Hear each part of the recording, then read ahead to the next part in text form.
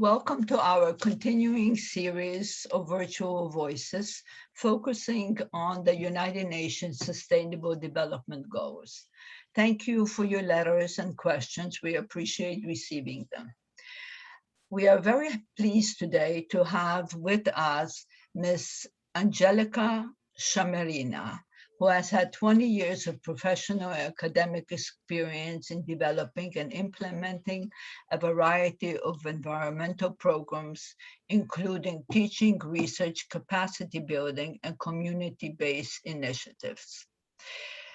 Ms. Shamerina works in the GEF Small Grants Program implemented by UNDP as Climate Change Program Advisor. She leads extensive climate change portfolio in 125 countries, focusing primarily on community-based renewable energy and energy efficiency solutions implemented by civil society and communities. She is also overseeing overall program implementation in Latin America and Caribbean and Arab states, and is serving as a focal point for these regions for the program.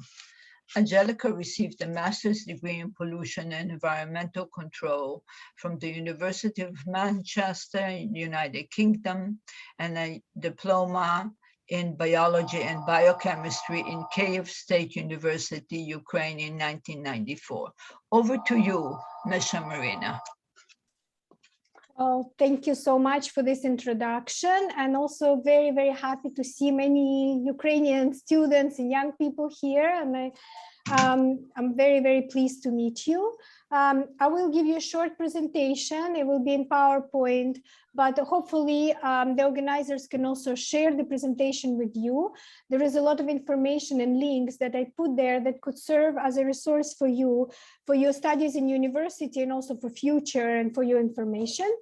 And I'll try to go through this quickly, and then hopefully we'll have time for questions. So I will start from basic information that maybe you know, but just, and also there's a resource for you of what are SDGs and 2030 Agenda for Sustainable Development. As you may know, all nation states, member states adopted it in 2015, at this time 6 years ago, and the idea for this agenda was to reconcile peace and prosperity in the planet with the issue, a notion of planetary boundaries. Because as we know, we have now in biodiversity crisis and extinction of ecosystems, as well as climate change. So these are boundaries in our planet. And the idea for United Nations is to try and encourage people to live within those boundaries, but not compromise the essential goals of prosperity, zero hunger, access to energy.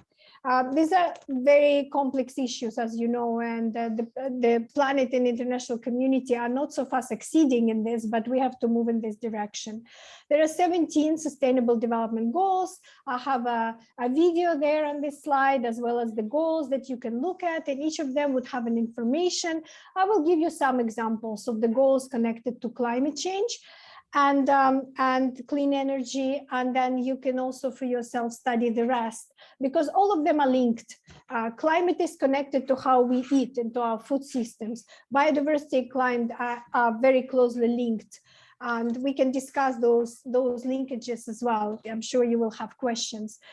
So these goals with the specific targets, the hope is to offer the way forward to ending poverty, and at the same time tackling climate change and preserving biodiversity.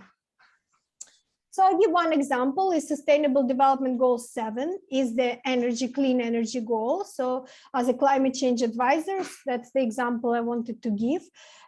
This goal also has specific target and indicators you can see in the link.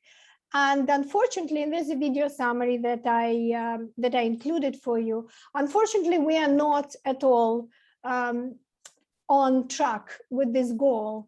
So we still have 759 million people in the world that lack access to electricity, and I'm talking even basic access to have a little lamp to study, so even basic, or work or refrigerate something. We still see 1/3 of the world population using inefficient cooking systems, which means open fire inside the house, particularly affecting women and children bringing and women bringing water and bringing the wood from the forest to power these fires. And the energy efficiency rate is not fast enough. So maybe I will speak about this a little bit later. You will see right now there's a General Assembly ongoing. So I included some information about that. And Secretary General, in fact, trying to sort of speed up a little bit the progress towards this goal, called for high-level energy dialogues, where high-level representatives from different countries are talking about how to speed up the energy transition. And I also included links, and you can listen to them. They're happening today, tomorrow, Friday, so you can listen to that, to those dialogues, to the events. It's sort of a push on high level that is being done to try and speed up this transition. We can, in the questions, we can maybe address the underlying reason why this transition is not so fast. Some of these are also supply constraints and technological constraints and also systems constraints. However, we need to move in that direction. The other goal that I wanted to mention is the Sustainable Development Goal to combat climate change. And there also we are not on track. As you may have heard, there was a recent report for IPCC, Intergovernmental Commission on Climate Change, where world scientists get together to evaluate the progress and the situation with the climate. And unfortunately, the conclusions were that climate change is accelerating much faster than anticipated. Even the historic Paris Agreement that is aiming to stop at 1.5 degrees, unfortunately, it would not be enough. The pledges so far existing from the countries will not be enough to achieve this goal. And we already are at 1.1 degree. And we already see a lot of events, a lot of consequences, the fires, the hurricanes accelerating, and other, I'm sure in your countries, and I know for sure in Ukraine, the climate is changing compared to when I was a child there, and the winter were very different. So, and here in the United States, it's getting tropical more and more in the places, in the northern places. So we all see the consequences of climate change. And you probably know that nationally determined contributions are core of this agreement, and that's each country takes a voluntary assignment on itself to reduce emissions. And the idea, and that's a lot my organization UNDP is working with the countries to strengthen this commitment. But then again, unpacking this policy, when it comes to the grassroots, what is it? Is it being implemented? And that's where my program, that program I work in, which is implemented by UNDP, is dealing. How do the community on the ground implement actually those policies? So the main point is that much faster decarbonization is needed. And now we have a next meeting, so-called COP, Conference of Parties for Climate, which will happen this year in the UK, in Scotland. This is a short summary of what I already said, that the concentrations rising, global temperatures rising, and the link to IPCC report, which actually was issued also earlier this year for the conference. And this is what I was talking about at the moment. This is General Assembly and high-level dialogue on energy. I just made links for you to go in, to read about this. And the Energy Action Days today and tomorrow, remarks by UN Secretary General. I think it would be very interesting for you to see what UN is trying to do on its part to push for these goals, to push for the achievement of these goals. There's been an idea and push also to make big companies to take pledges to reduce carbon footprint, and they're called global compacts on energy. You can look and read about all of this. So these are UN efforts to promote the achievement of this important goal of transition to renewable energy, while also recovering from global pandemic. Another important document maybe for you to read, I'm going to speak to students in Columbia University on Saturday about it. They're also studying it, is our Common Agenda report. It's a policy document, agenda of action prepared by Secretary General, which reflects his views and also the way forward, the UN's views, the way forward and for achieving so our common goals, and particularly 2030 agenda. And it has recommendations in broad areas such as peace, gender equality, many others.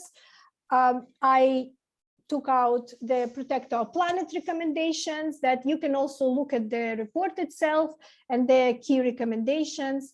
And so what's important in Protect Our Planet, what we are talking about here again, is to keep to 1.5 centigrade, which we may not achieve now at this point, but still we should try and push for it. Every degree matters, every part of degree matters, because it may mean fewer natural disasters, less hunger, fewer problems, and also support for developing countries in climate adaptation, also mitigation of emissions, stop coal, and that's something that many countries are still grappling with, even G7 countries, and we can talk about it if you're interested.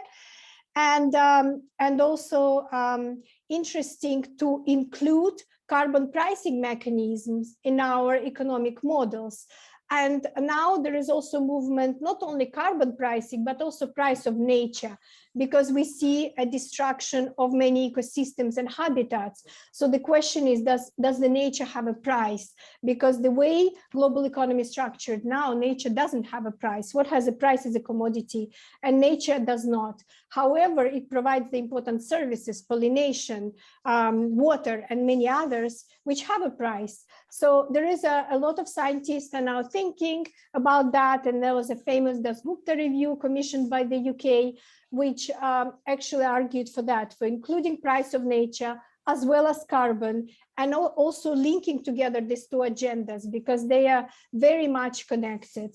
And that's coming to the post-2020 biodiversity framework, which is an agenda to protect ecosystems, which kind of looked at separately, but really should be all looked together because these are interlinked planetary crisis and transforming food systems. That right now there was a food summit, I think it's today, it was yesterday, as part of General Assembly, because the way we eat and produce our food also have profound impacts on ecosystems and on climate. And so this is also maybe important for you if you want to study the international framework for this kind of agreements and for this kind of ideas. Just a little bit basic, why do we look at clean energy? First of all, energy, we have carbon budget, as I said, we have planetary boundary. And so energy is a key contributor to the emissions. Renewable technologies already exist, but there are barriers, many barriers to wide deployment in both developed and developing countries, of which we can see a lot of them are technological, but also systems. Systems are not in place to have those renewable energy. For example, the grid may not be adapted for renewable energy. For developing countries, how do they pay for this renewable energy, and so on and so on. And so this is just a little graph to show how our carbon budget is being exceeded. Just a small, tiny graph, a little quick reminder, what is energy? Energy really underpins all of our life. So it's not just what we used to, just heating and cooling, it's transportation, it's food, it's production of plastics. Basically everything we have is underpinned by energy usage. And so, so that's why it's so important. And the transition is so difficult because there are so many different processes. Each of them has to have a technology. And remember, the fossil fuels took 100 years to develop all those specific applications and technologies. And now we have to make a change in unprecedented time, which is very challenging. And that's why it may not be moving so fast. Yet the same it's important to note that some countries don't have access to energy at all or have very limited access, and some need energy access, so-called, to increase their access, and some need energy transformation. And that includes maybe some countries like Ukraine and some other transitional countries who already have access to energy, but perhaps need new technologies to transform their reliance on fossil fuels. So just a few examples from our program, what we actually do on community level, coming down from this grand policy matters. One example is the access to energy. This is an example of one of our projects in Mauritius, and that's called Grandma's Secret. It's a women's collective, and most of these women were single or widowed. They didn't know how, they couldn't support their children. The children couldn't go to school. So provision of solar energy for this cooperative helped them establish production of teas based on traditional herbal knowledge of their grandmothers. And now these teas are exported everywhere in France and are very, very popular. And this is an example of connecting livelihoods, empowerment of women, and access to energy, how it can be done. And that's how our program usually approaches those issues in the countries that need access to energy rather than the transformation. We target vulnerable groups that can benefit, and they can show clear co-benefits of this energy access. So that's to the point that so many people still lack access to energy and also clean cooking. So that's an example how you can improve the situation, get these children to school. So development aspect is very important for energy access. There's another example which I left a link for you to study by yourselves, and that's access for indigenous people in Peru. That probably Peru is a more transitional country where more people have access to energy. However, in remote communities, they probably will never have electric grid. So how do we give us access to these remote communities? And of course, their solar energy is the answer. And it also brings clean water to those communities, opportunity to improve animal husbandry and businesses that they, traditional businesses that they rely on. And also in this case, it's also irrigation for their fields, and that improves food security. So as I said, our program does energy access, but also energy transformation. You can have some other, look at some other videos where we help vulnerable groups such as refugees of war in Armenia, orphans in Kazakhstan, and many others who rely on fossil fuels but cannot pay for them, for example. So we use those groups and those communities as demonstration sites on how access to solar energy can reduce the costs and can actually be beneficial. So in some ways, those countries already have an established system. So we need to demonstrate how renewable energy could be complementary and where it could be the answer and where it could replace fossil fuels. Many similar projects also in Caribbean, for example, some other countries that already have access to energy. Very few. I want to finish early, so we have more time for questions. I wanted to, since most of you are young and are students, I wanted to show you what young people are doing for climate action. And there are more than one thing. You would think first is activism, which is true. And we think of Greta Thunberg and some other young activists who are globally known, but this is not all. And activism can also be in your own country. But very many young people do projects in their communities. Many of our grantees are youth organizations, about half of them. And they actually do a lot in their communities. They learning skills, they become green entrepreneurs. They are learning how to do solar installations and many other things, and how to use sustainably natural resources. So on global level, you can also have a look at the UNGO, which is Youth and Children Constituency for UNFCCC, UN Framework Convention of Climate Change. And you can see that they participate in the Conference of Parties. They play very active role, and people from all countries are welcome to volunteer for them and to raise funds and even to come for COP meetings up until now. Now it's coronavirus, but before that they were very active, and they had a youth COP as well, where people from other countries would raise funds and come. And I have a link to that. It's called COP Youth Conferences. So a lot of these young people are very articulate, very smart, have a lot of experience in their countries and globally. So there's something to inspire you.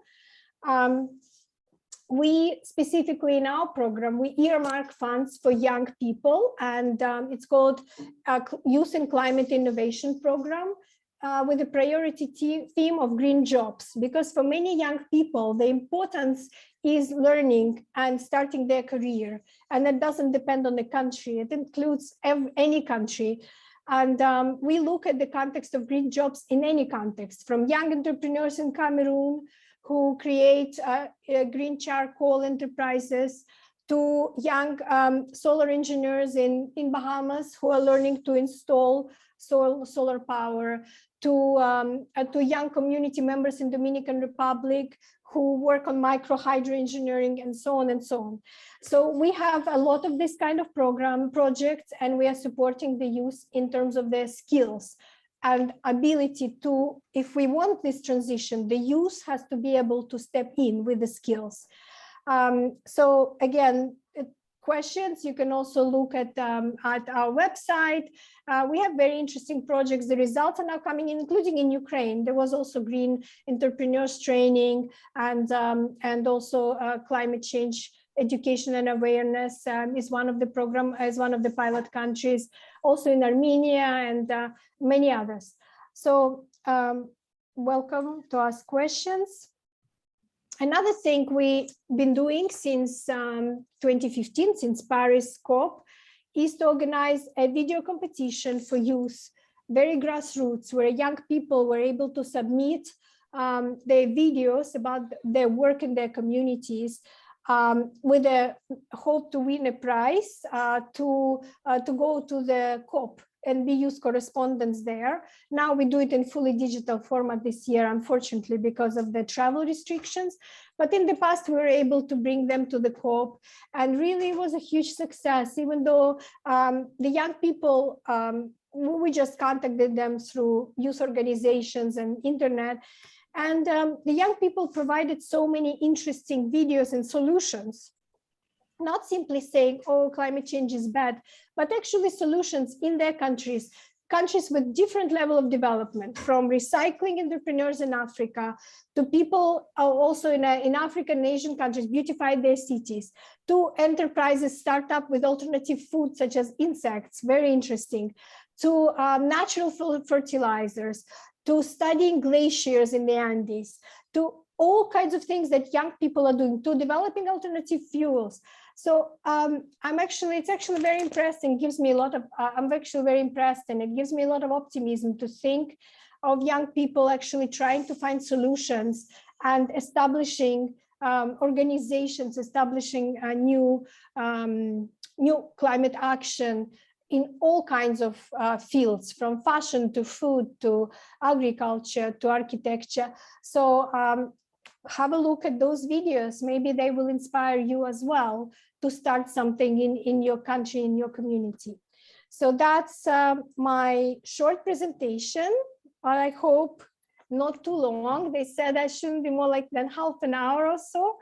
So I try to be fast, but I'm happy to explain more, and I'm happy to listen to your questions and have a conversation. Thank you, Ms. Shamerina. And now I will turn over to Jessica Williamson, who is one of our regional directors. And Jessica?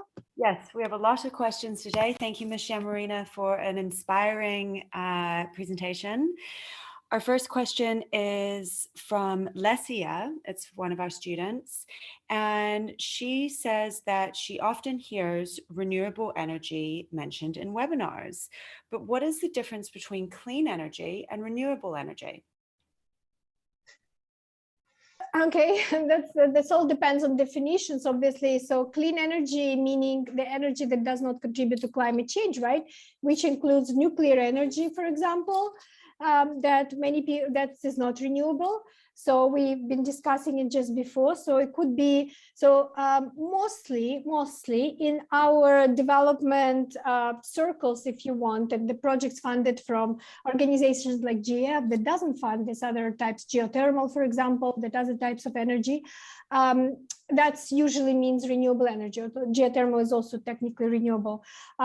Renewable energy, so it means wind, solar, and waves energy, and some others. Mm-hmm. Wonderful, thank you. Our next question is from another one of our students, and she wants to know, what are some of the difficulties in your work after the pandemic, and how can we effectively promote ideas that are good for the environment when literally the world is at a standstill? It's a very good question. Actually, it was very difficult. So when pandemic struck, we couldn't travel, and our coordinators in the field could not travel. And especially with the communities, indigenous communities or remote communities who don't have access to medicine. And we were afraid that to bring coronavirus in those communities, although eventually they, of course, suffered from that. A lot of them closed up because they didn't want visitors. So yes, so it was very complicated. What we did at that time, actually, I led this effort on behalf of my team. We tried to get everybody thinking and to see what we can do remotely. So a lot of interesting, innovative ideas had emerged. For example, project monitoring through WhatsApp and podcasts, and training through podcasts, because many communities don't have access to internet all the time, but they do have cell phones now. Almost everybody has a cell phone. So the podcasts, the WhatsApp groups, and also we realized that we need to support energy access in a sense of information access as well, which we didn't support as much in the past. So yes, and a lot of new interesting ideas emerged. Also, for example, some projects that have to do with sustainable tourism had to be changed and maybe rerouted to some other dealing with food security, because a lot of communities became food insecure due to the situation, because they couldn't go to the market. They couldn't, so exchanges, barter. We actually published a story, maybe I'll send it later, of how our program and how our grantees coped with the pandemic. Another thing was indigenous knowledge and crafts. And so some of the communities set up doing, making masks, soaps, things like that. So another is water, access to clean water. And that's something we also prioritized, projects that we also prioritized that provide access to clean water during the pandemic. So many interesting things emerged during that time. But now we need to talk about recovery, and everybody was talking about green recovery, and the governments including clean energy and restoration of ecosystems in the packages of financing that they try to start economy again. But of course, what it shows for now that it wasn't universally so. I think Europe did quite well. European Union announced quite big investment in green infrastructure and renewable energy as part of the pandemic recovery, but not many countries actually did that. And so we're coming back to the same. From our program, working very much in the grassroots level, we try to empower the communities to be part of those dialogues in the country and to push for these solutions, including not only energy, but also, for example, restoration of mangroves, which is an important environmental restoration project, which also creates livelihoods, fishing for the communities, for example, and helps with the sequester carbon. Same with agroforestry, which is food security, but also helps to restore forests and so on. So we, on our hands, we're pushing a little bit on the national, subnational level through meetings and roundtables that are organized in the countries. and also tell communities to push and also prioritize on our part this kind of projects. Eventually, people were able to travel. Now the travel is resuming, but still some countries are not in good shape. So they still do a lot of things remotely. And we also financed some access to phones and internet, like phone cards and so on for our grantees, so that they're able to communicate. So a lot of changes coming from pandemic, but I think it's a great opportunity to invest in protecting our planet. Of course, not all governments are ready to do that. And even in the United States, the big package was announced. Then a lot of it was already ready infrastructure, which is not always green. And then there are some green measures as well. So we have to, it's mixed bag, but we have to hope for the best and push for the best. Wonderful, thank you. And that the topic of the United States and clean development here brings us to our next question. And Valia wants to know, how does the development of clean energy affect the economic and political spheres here in the US? Oh, yeah, well, on one hand, US is leader in many respects, not a global leader, but is leading development of some types of renewable energy. We haven't heard of that too much, right? Because, for example, especially in the past administration, was opposed to climate measures, but Texas, which is considered to be like very Republican, right, state, and maybe opposed to climate change, is a leader in wind energy, right? Florida is solar energy is quite popular there. Why? Because it's good business, right? So so there's that part. Some of the renewable energy technologies are quite far ahead, and they are already commercialized, and there are already models to pay for them and to make profits. So this is one part of that, but of course it's not enough. It's only like 20 or 10%. It's a small part of the entire energy supply. If we completely leave it to the market without any incentives and without any supply side support to increase prevalence of those technologies and develop better ones, then maybe it will take much longer than we have for climate. But it's already happening in the just purely market forces. Now the government is trying to, well, the package that's been prepared did not pass yet in Congress, but it's still there for a stimulus or green recovery, whatever package, which contains a lot of climate change funding for adaptation, updates for infrastructure, but also to improve supply side on green energy. And it turns out that, for example, Europe now is leading on wind turbines, which are giant now, because the bigger turbine offshore, the more efficient it is. And Europe is now leading, and US doesn't even have ships to ship it. So, and I read about it. So the ship had to be contracted from Europe, and now it cannot dock in the US because there are some restrictions. It docks in Canada, brings in the US. So there are some constraints, because the previously there was no investment in the underlying things. So if we look at fossil fuel infrastructure, government invested in the grid technology, for example, right? So we need a lot of underlying investment. Some of it will have to come from government, so it cannot be purely market. But at the same time, it's already good business in many respects. So with the offshore turbines, the US government is pushing now to develop offshore wind capacity all over the eastern seaboard, which can be interesting development and will put US more in the lead. Then the southern states, they still have a lot of opportunities for solar, but California and Florida are quite far already on that, but then there's more. And then we need to think also resistance to hurricanes and how this distributed energy may fare better than the grid. As example of Louisiana shows that the grid failed because it wasn't planned for this kind of hurricane, and hurricanes are getting mightier. So how do we address that? Maybe the distributed energy may be an answer. So there's a lot more to do, and that's something I was saying about the constraints, even in the US, even in Germany, that invested a huge amount of money in transition. And honestly, I've been to Germany several years ago to tour some of the small businesses that try to change to renewable energy. And unfortunately, off-the-shelf solutions are not available. So they have to invent, they have to think. So it's still, even in Germany, with the miracles of engineering, the electric trucks are not available, for example, still. And in the US, they're still also on startups, right?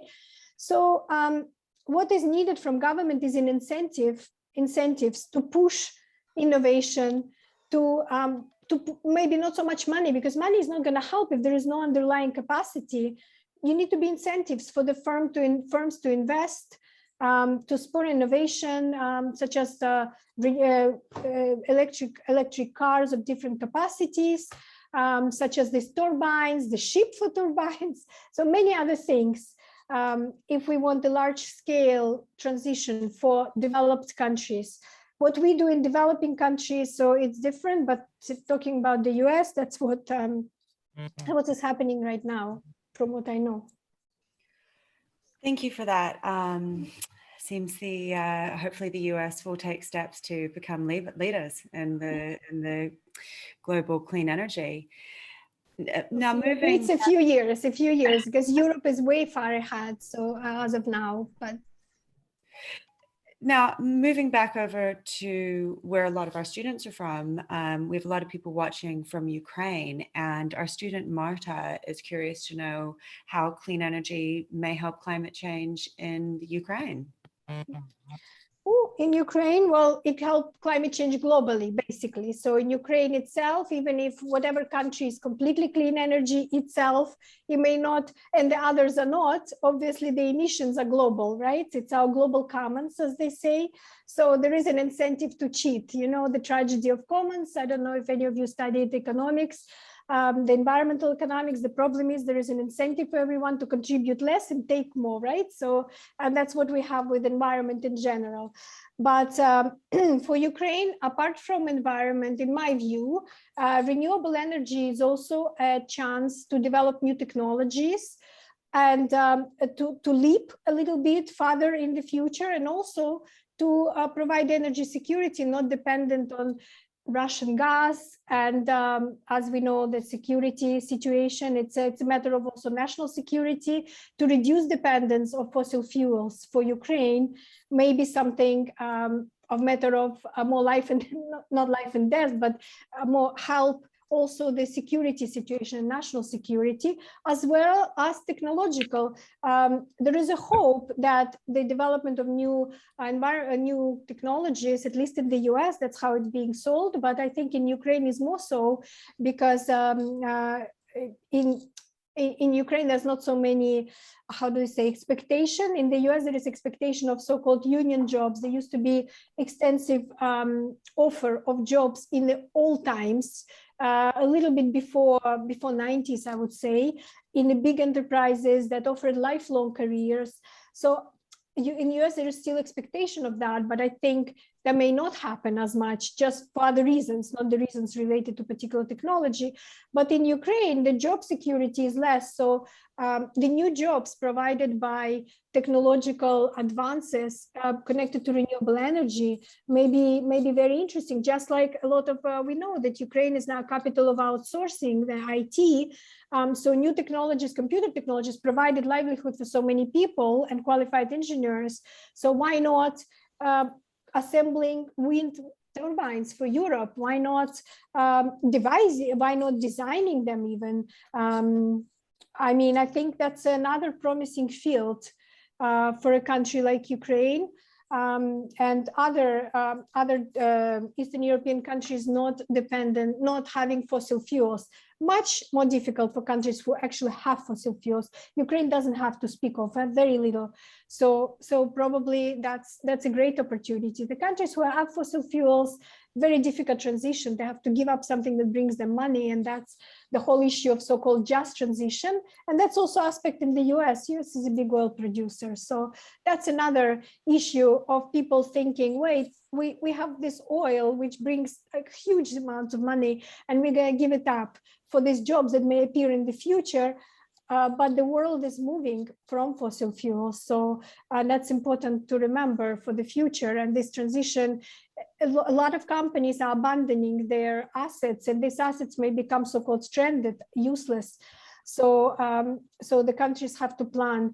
But I think for the country like Ukraine, it's a win-win solution, and especially the country is very much dependent on tourism. I know there is a production in the east side and quite polluting, but a lot of it due to the war and the situation that is happening now on the border is now less prominent, would say. So maybe there's a way to transition to tourism based, to environment, to technology. That I think I would be great for Ukraine personally. Yeah. Wonderful, thank you. And we know there's a lot of action that governments can do to address climate change and embrace renewable energies. But what do you think that children can be taught in schools so that they can pay more attention to the importance of renewable energy? And this is from Victoria. Question from Victoria. Well, as I said, we work with youth and also children to some extent, although it's not our main constituency. UNICEF works with children. Well, I think it's important, maybe not very young children just need to be taught about our planet and the importance of environment and nature. There is a lot of it now. I have almost 8-year-old son. He learns a lot about it, and then there's museums, exhibits, and so on.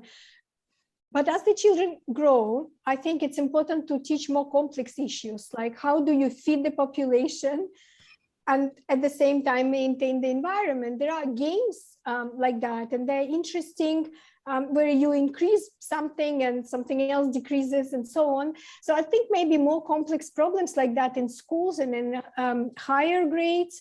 I think there's not enough of that to decide on the problem and to, okay, so for example, I was at one workshop and we had this game where everybody had a role. Somebody was a water inspector, somebody was the polluting enterprise, somebody was the local fisherman, etc., to see how our interests interact and what happens. So somebody is an oil importer, let's say, and somebody is a producer of agriculture, and somebody is, etc., etc. So I think it's important for children to understand better how economy works.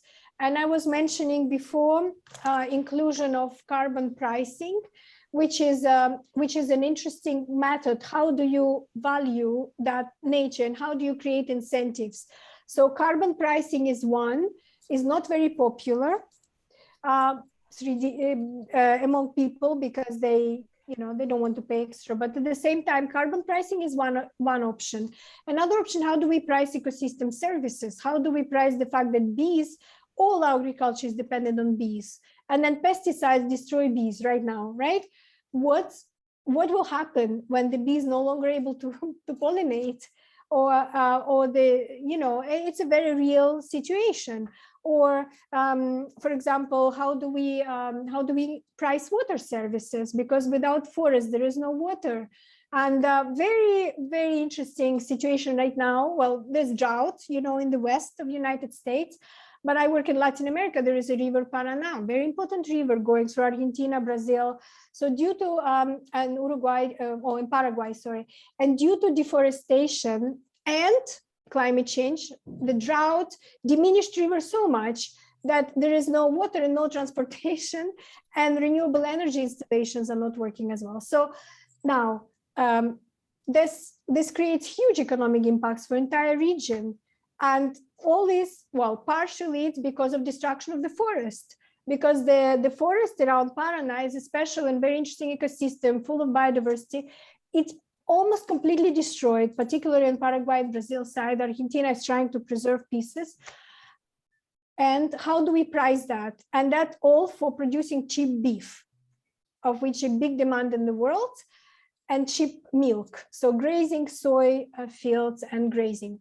So yeah, so those things are priced, but these other services are not priced. So maybe something to teach children to think like that, children in older classes, when they study economics, when they go to university, to question economic paradigms, that exists now, because now there are attempts in universities to develop new paradigms, but maybe should start from school. So. That's an excellent point. It's about a shift in thinking, isn't it? Which brings us to our next question from Vadim. When do you think we'll be able to give up non-environmental, non-renewable, non-environmentally friendly energy, especially in countries with economic problems, in countries that are, quote, the factories of the world, such as China and India? Hi, very good question. So China recently made a good statement, which is good, that it's not going to sponsor any more coal-fired plants around the world. Not in China still, but around the world. Well, step by step, it's not going to be soon. I don't know if you're familiar, but International Energy Agency, which is not an environment body, but it's an energy analytical body that issues reports on energy, global energy use, recently made that very starting and a very important announcement, report, analysis, whatever, that said that we need to stop coal right now. And this is the pathway for decarbonization by 2050. So to stop coal right now and to and then what to do every year. So there are scenarios, and they basically said it's possible to achieve 1.5 or 2 degrees, even if not 1.5. But we need to do all these things now. Not even one country, not even G7 agreed to stop coal, right? There is Australia, a villain of, there are some others. Germany, unfortunately, is powered by coal in a significant part. So there's still, I think it's not going to happen in the terms that we want. In mid-century, it's not going to happen. Maybe it will in another 50 years or towards the end of the century. The question is where we will be with climate, but we need to work on it and accelerate it to the extent possible. So a lot of my friends who work in the field are quite pessimistic, and I remember we had a discussion with one friend said, why are we doing this? It's all lost, the climate. Well, I'm more of an optimistic person. Maybe, yes, we will face the impacts, but it's not all lost. The average half degree we can shave off matters. So yes, we will not be able to give up even coal in the next maybe 2 decades or so, unfortunately, looking at what is happening. But should we try? Yes. And then the others like gas and oil, the oil is actually looking vulnerable because now electric cars is a big craze, right? So there's a lot of countries looking at major car producers looking at the electric cars. Once major car producers switch to electric, the other countries will have to follow, but because there would be no market for other cars, so it will be restricted market, right? So that's going, so that may reduce oil demand. Now there is a situation with plastic that we know this plastic pollution reached incredible levels that we are eating just by inhaling and drinking water. We are eating a credit card of plastic every week. Yeah, that's you can Google it. So by inhaling microplastics, that is, because they are everywhere in the water and the fish and everything. So the question is how long this impact on health can continue. Not talking about wildlife and all these whales dead because of full of plastic and so on and so on. So then plastic production will be eventually restricted, I think, and that would be also influence oil demand. And then the gas will probably continue for the foreseeable future. Coal hopefully will stop in a couple of decades. But yes, unfortunately, the China, India will still producing that. Also another sticky issue for everybody. Do we need to produce as much? And it's another issue. So if we change the paradigm and include nature costs in the cost of production, maybe this production will decrease. So the question is, do we need to peg our well-being and growth on just increasing the number of staff? So many people think we can't, because the green growth means also less growth of things, doesn't mean less growth in general. So there's a lot of sticky issues there. but and addressing them would be not easy, but and also how we eat. Do we need so much meat? For example, you know, the majority of species now are almost extinct, or they have numbers in hundreds or a few thousand of individuals, the big important species which anchor ecosystems. And then most of the 90% of biomass, or 90 something, is domestic animals, meat. So that's another issue. So there's many important issues, but do we have to try? We have to look at our work and how we can slowly move to the goals. And if we do that, I think some solutions will emerge. It would be very difficult to tackle everything, like to say, when will China stop using coal? I mean, I don't know, but let's tackle little by little. Already they're not funding coal abroad, already good. Giving people in Africa who want to have access to energy, what do we give them? Kerosene? Or maybe we give them solar energy, because those communities will never have grid probably, because to build the grid spanning these huge expanses, or they will all need to move to cities with their corresponding consequences.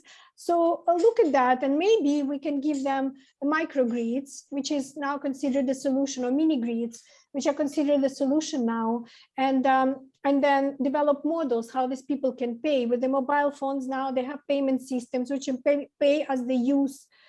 So this is also innovation, and our program, for example, works with those people to develop productive activities. What should they do with this energy? Not just watch TV, like they can do something like refrigerate their food and then sell it and so on.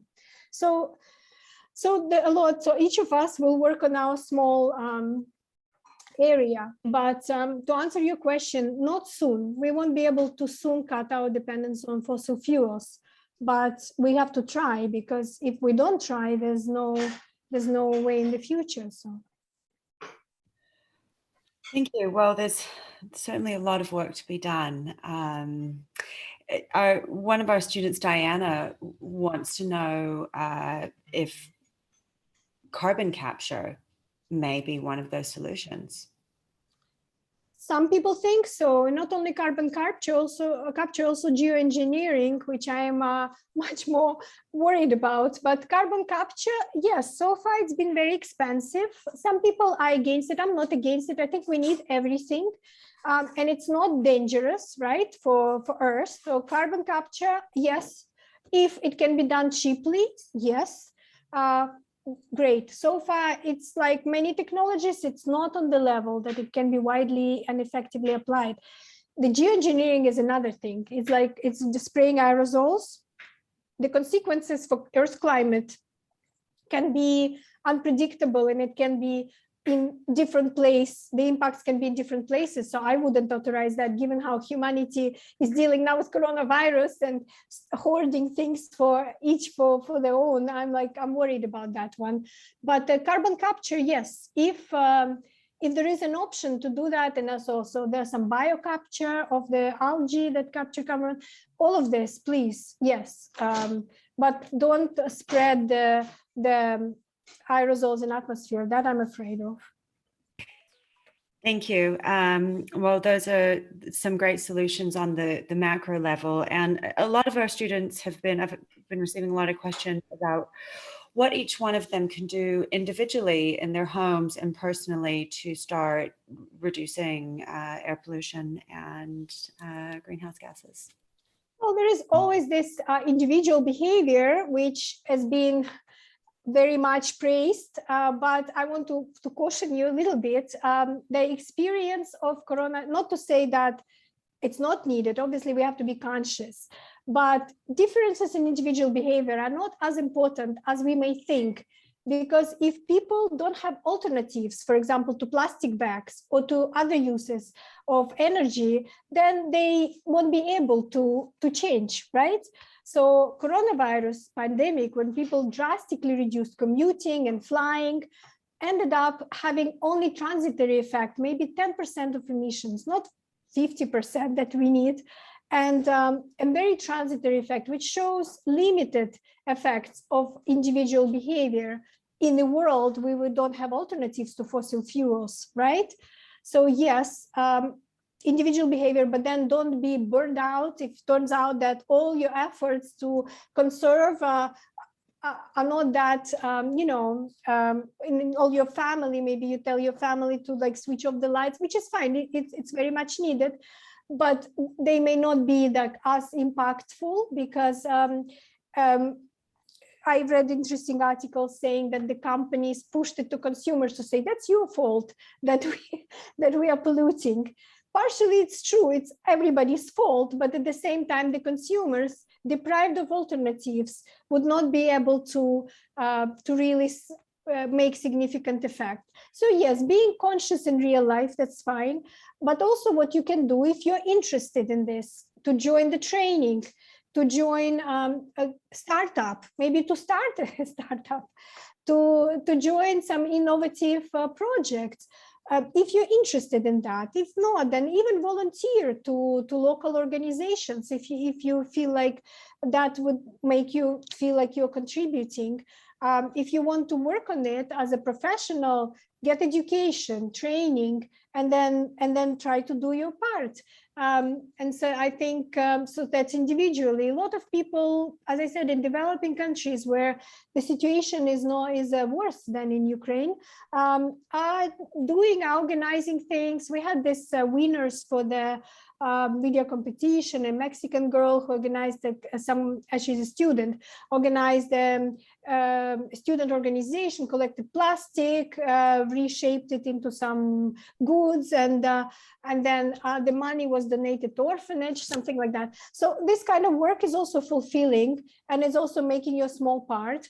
Or you could become a researcher, for example, there was another video of the girl who was a researcher of the glaciers. She went into Andes, she was from Peru, studying how they're melting. There was another girl from Tunisia who worked on algae as possible biofuel. I mean, could be a lot of things. You could be educator, you could be, there was a girl from Cameroon, I believe, who was environmental blogger, looking at the projects that are happening in her city and including beautification and all. There was a girl from Singapore who organized a startup to grow food out of insects. So lots of things. I mean, within your culture and your context, obviously Ukraine has many talented engineers and programmers. So that's one example, to work on new technologies for diagnostic, for resolving, for many things. So that's one example. Education, of course, maybe working on a new economic paradigm that we need. So many things, and also just volunteering for anything, for any project, but of course also being conscientious as to what you consume. Some young people in different countries organized clothing exchange groups, making it cool and fashionable to have a secondhand or redone clothing rather than buying new clothing. Fashion industry, major contributor to climate change. So just some examples, whatever makes you feel good. But for biggest impact, of course, you have to go in and learn and contribute your work. Wonderful, thank you. And I've had a few questions come in pertaining to our students in the Ukraine, well, globally, but as Ukraine uses nuclear energy, some of our students are curious to know, is that sustainable? Is nuclear clean energy? Well, we just talked about it, right? So nuclear is a controversial subject. As I have to say, as a program, we don't support nuclear energy just because of the controversy and possible environmental impacts. However, that said, many people in the field that I know, and myself included, think nuclear energy is part of the solution.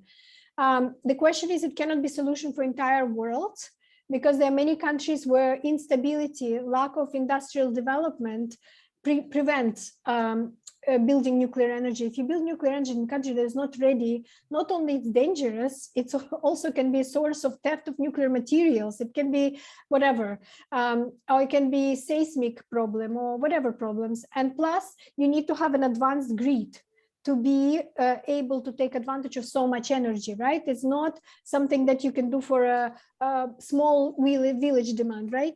So yes, some countries with industrial capacities should probably not close their nuclear stations, at least for the foreseeable future, or maybe improve some of the designs. So like France is doing it very successfully, but Germany closed nuclear stations, but then what happened? They had to open coal. So we have to see. So if you are an industrial country with demand, yes, so nuclear may be in Ukrainian context. I know Ukraine is traumatized because of Chernobyl.